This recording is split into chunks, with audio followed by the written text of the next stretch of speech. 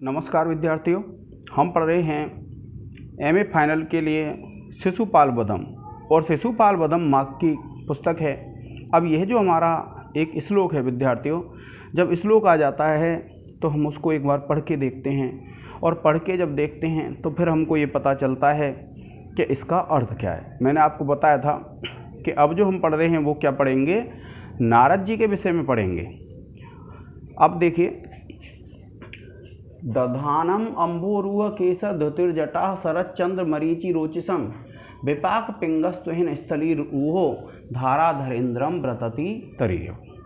यह है। तो देखिए क्या कहते हैं, दधानम माने धारण करते हुए, अम्भोरुह, अम्भोरुह केसर द्युतीय। अम्भोरुह कहते हैं, अम्ब कहते हैं जल को, रूह माने उत्पन्न होने वाले। जल में उत्पन्न क्या होते हैं विद्यार्थियों? कमल उत्पन्न होते हैं। केसर द्युतीय, जिसके केसर की द्युति वाली, जटा, जटाओं को, यानी उन्होंने कैसी जटा धारण कर रखी थी? जो जल में उत्पन्न कमल होता है उसके जो परागकण होते हैं, उसका जो केसर होता है, उसकी जो चमक होती है, इस प्रकार की जिन्होंने जटा धारण कर रखी थी। और शरद चंद्र मरीचि रोचसम, और शरत कालीन जो चंद्रमा होता है उसकी किरणों के समान जो सुंदर थे, ऐसे रोचसम यानी जो उसके समान जो थे ऐसे। विपाक पिंग तुहिन, के विपाक कहते हैं पकने पर, पिंग माने पीले रंग की, तुहिन, तुहिन कहते हैं जो बर्फ होती है उस पर, स्थली, स्थली पर, धरती पर, रूहो माने उगे हुए, व्रतति तरीव के जो लताओं का समूह होता है उसके समान। कहाँ पर? धारा धरेन्द्रम, कि धारा धरेन्द्रम कहते हैं जो हिमालय पर्वत है। तो इन्होंने क्या बताया है कि जब नारद जी ऊपर से नीचे आ रहे थे, और नीचे आ रहे थे तो नारद जी कैसे थे, उनकी जटाएं कैसी थी? कुछ पीले पीले रंग की थी। और नारद जी कैसे थे? श्वेत थे, चंद्रमा के समान श्वेत, हिम के समान, इस प्रकार से बताया गया है। तो श्वेत थे, तो उनकी जो जटाएं हैं कुछ पीलेपन में थी।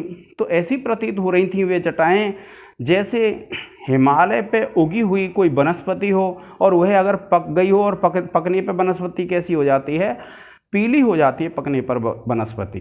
तो उसके समान वह जो नारद जी हैं प्रतीत हो रहे थे। क्या कहा कि कमल के केसर के समान कांति वाली जटाओं को धारण किए हुए, शरतकालीन चंद्रमा की किरणों के समान श्वेत वर्ण की कांति वाले, अतएव परिपाक यानी पकने पर पीत वर्ण बर्फीली भूमि पर उगने वाली लताओं के समूह को धारण किए हुए, पर्वतराज हिमालय के समान प्रतीत होने वाले उन पुरुष विशेष, उन नारद जी को भगवान श्री कृष्ण ने देखा। अब आप जब इस श्लोक को पढ़ लेंगे तो आपको क्या पता चलेगा कि यह शिशुपाल वध का है। तो फिर आप क्या करेंगे विद्यार्थियों, एक संदर्भ लिखेंगे कि प्रस्तुत श्लोक महाकवि माघ विरचित शिशुपाल वधम के प्रथम सर्ग से अवतरित है। फिर उसके बाद प्रसंग लिखेंगे। अब प्रसंग में क्या है आपको पता है, किसका प्रसंग चल रहा है? नारद जी के विषय में चल रहा है। तो आप लिख देंगे, इस श्लोक में महाकवि माघ नारद मुनि का वर्णन करते हुए कहते हैं। फिर व्याख्या लिखेंगे जिस प्रकार से मैंने बताई है, क्या कि दधानम अम्बोरुह केसर द्युतीय जटा, के कमल के केसर के समान द्युति वाली जटाओं को धारण करते हुए, शरद चंद्र मरीचि रोचिसम, और शरतकालीन जो चंद्रमा होता है उसकी किरणों के, मरीचि कहते हैं किरणों की कांति को धारण करने वाले, विपाक तुहिन, विपाक पिंग तुहिन स्थली रूहो धरा धरेन्द्रम, यानी हिमालय पर्वत के, तुहिन, तुहिन कहते हैं विद्यार्थियों बर्फ पर, यानी तो उस पर उगे हुए, बर्फीली भूमि पे उगे हुए कोई लता होती हैं हिमालय में, उनके समान वह प्रतीत हो रहे थे। कौन? जटाओं को धारण करने वाले नारद मुनि। अब देखिए हम लिखते हैं विद्यार्थी इसमें विशेष। अब विशेष लिखेंगे क्योंकि आपको पता है विशेष लिखा जाता है व्याख्या के बाद, और जब आप विशेष लिखेंगे तो आप पहला इसमें लिख देंगे, इस पद्य में वंशस्थ छंद है। दूसरा लिख देंगे आप, इस पद्य में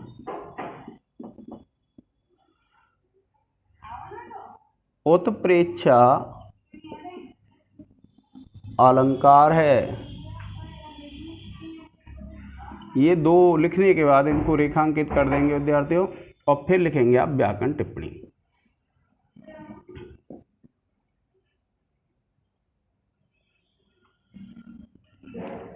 अब व्याकरण टिप्पणी में क्या लिखेंगे, देखिए पहला लिख लेंगे दधानम, और आप लिख लेंगे धा धातु सानच प्रत्यय।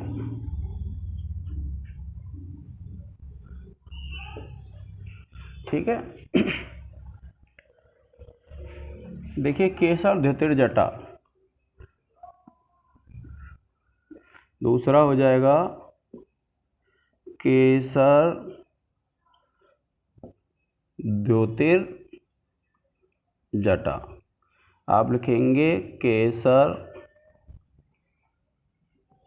द्योति है प्लस जटा, और संधि हो जाएगी आपकी विसर्ग।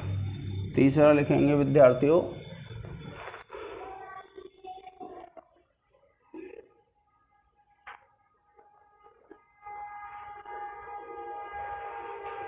धारा धरेन्द्रम,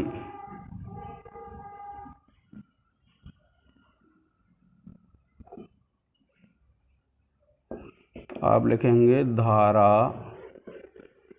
धर प्लस इंद्रम, और ये संधि हो जाएगी गुण। फिर उसके बाद देखिए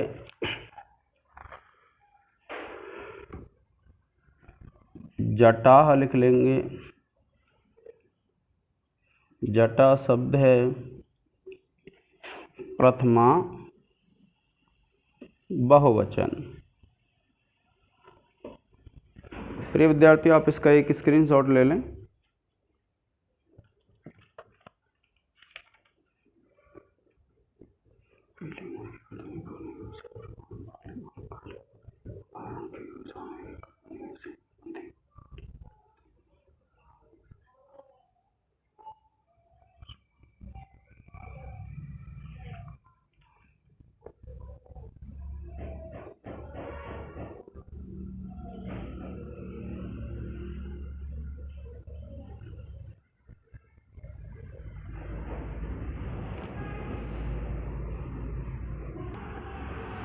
देखिए विद्यार्थियों, यह हमारा 6वां श्लोक है।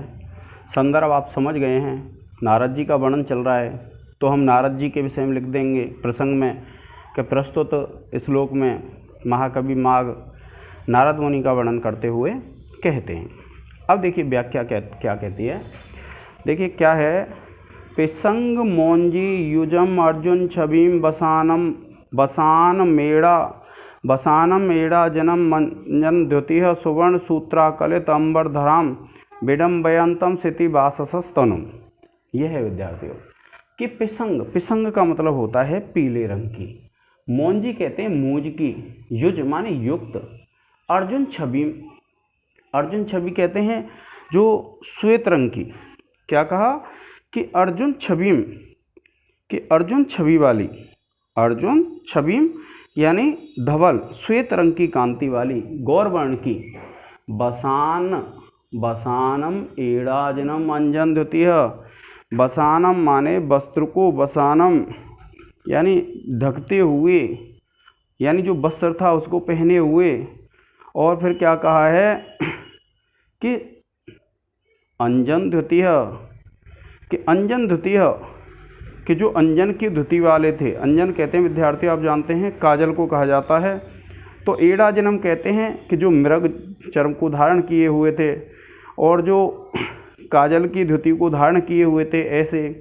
और फिर क्या कहा है, सुवर्ण सूत्र आकरित अंबरधराम, और सुवर्ण सूत्र यानी सोने के धागे से जिसको बांध रखा था, ऐसे अंबर कहते हैं वस्त्रों को धारण करते हुए। विडम्बयंतम सिति वाससः तनुम, कि विडम्बयंतम यानी विडम्बना को प्राप्त हुए, सिति वाससः तनुम कि यानी जो बलराम थे उनके समान जो नीले वर्णों को धारण करने वाले थे, नीले वस्त्रों को जो धारण करते हैं, सिति कहते हैं विद्यार्थियों नीला, और वासस कहते हैं वस्त्र। और नीले वस्त्र कौन धारण करते हैं? बलराम जी को नीलांबर कहा जाता है।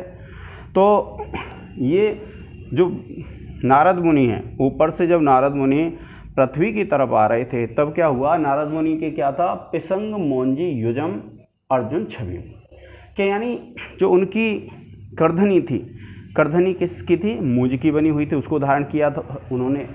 फिर क्या कहा है, बसानम एड़ाजनम अंजन द्योतिहा, कि बसानम यानी जो वस्त्र धारण कर रखे थे अर्जुन छवि श्वेत वर्ण के, और एड़ाजन, एड़ाजन कहते हैं मृग चर्म को, अंजन द्वितीय, और जो मृग चर्म वाले थे जो धारण कर रखे थे, और जिसकी धुति कैसी थी, अंजन के समान थी, और सुवर्ण सूत्र आकलित अंबरधराम, और सोने के धागे से जिसने उस वस्त्र को बांध रखा था, ऐसे विडम्बयतम सितिवाससम तनुम, सितिवासस कहते हैं बलराम को। जिस प्रकार से बलराम का शरीर दिखाई देता है, उसी प्रकार से नारद मुनि भी कैसे लग रहे थे कि वे बलराम के शरीर की उपमा को धारण कर रहे थे विद्यार्थियों।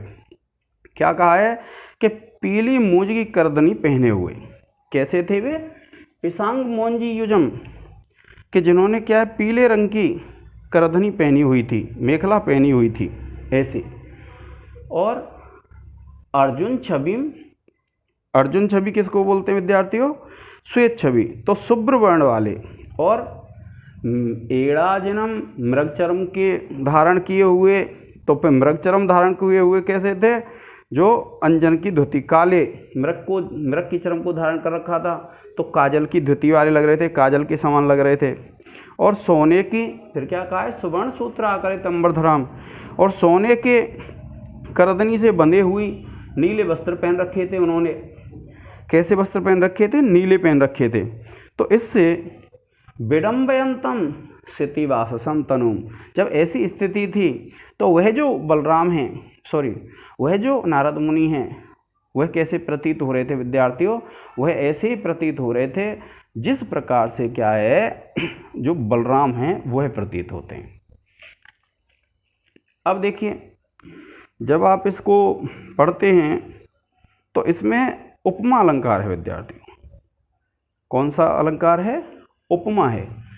तो छंद तो वही रहेगा, मैंने आपको बताया था, और ये अलंकार बदल जाएगा, और आप लिख देंगे इसमें उपमा अलंकार। ठीक है। अब बात आती है व्याकरण टिप्पणी की। तो व्याकरण टिप्पणी कैसे लिखते हैं, आपको पता ही है कि जो हम व्याकरण टिप्पणी लिखते हैं, सरल से सरल कोई भी शब्द देखते हैं और उस सरल से सरल शब्द को हम लिख देते हैं। देखिए क्या है, आप इसमें देखेंगे, एक ये है बसानम,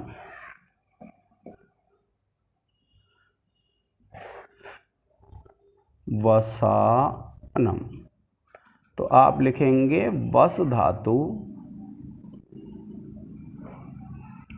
और सानच प्रत्यय। ठीक है विद्यार्थियों।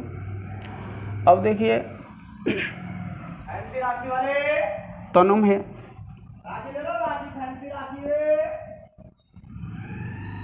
तनुम है, आप इसमें लिख देंगे तनु शब्द द्वितीया एक वचन। फिर देखिए तीसरा है द्योतीय, तो आप लिख देंगे द्योति शब्द है प्रथमा एक वचन है, और फिर आप लिख देंगे सुवर्ण सूत्र आकलित।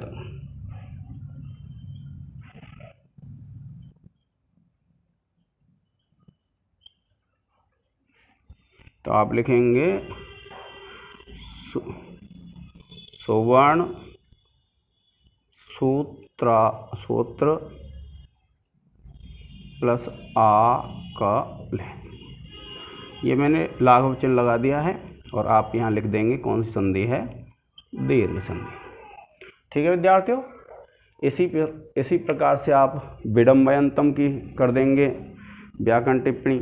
और विडम्बयंतम में क्या करना है आपको व्याकरण टिप्पणी में? विडम्बयंतम में करना है विद्यार्थियों आपको विडम्ब, अणिच, सत्री और अम। विडम्ब, अणिच, सत्री और अम। ठीक है विद्यार्थियों, इस प्रकार से व्याकरण टिप्पणी हो जाएगी। आप इसका एक स्क्रीनशॉट ले लें।